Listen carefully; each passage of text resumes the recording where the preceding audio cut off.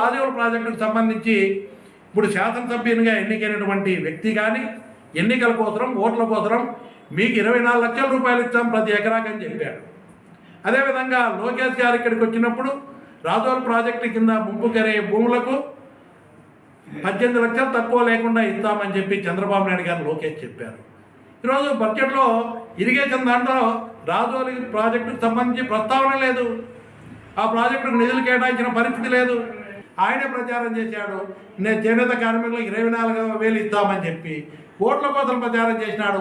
ఒక్కరోజు కూడా చేనేత కార్మికులకు 24 గురించి నేను మాట ఇచ్చిన అని చెప్పి ఎక్కడన్నా ఎమ్మెల్యే గారు మాట్లాడినారా? ఆదినారాయణ రెడ్డి గారు అసెంబ్లీలో మాట్లాడలే. అధ్యక్ష, నేను మాట్లాడే విధానం ఒక సామెత ఉంది గత కాలంలో. అడుగుపడే వాడు ఊర్లో పోయేటప్పుడు అడిగినాడంట, అమ్మ నువ్వు భూ పెట్టకుండా పర్వాలేదు, నేను కుక్కను కట్టేసుకోండి అంటే అర్థం ఏమంటే ఆ కుక్క ఇడుచేది అడుగుతుంటే పక్కన పోరాటాకులు కానీ తిట్టారని. నేను ఎందుకు మాట్లాడినంటే రాజోలి నిర్మాణం ఆ మహానుభావుడు శంకుస్థాపన చేసినాడు, ఒక జీవో ఇచ్చినాడు.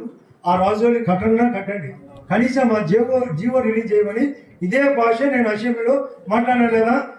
మేము ఈ మాట విన్నాము అనే వాళ్ళకి చేశాను. మళ్ళీ రాజుబారుడికి జ్ఞానం ఉంది అని. ఇప్పుడు గండికోటకు సాస్కి అనే ఫండ్స్ వచ్చాయి, 78 కోట్లు.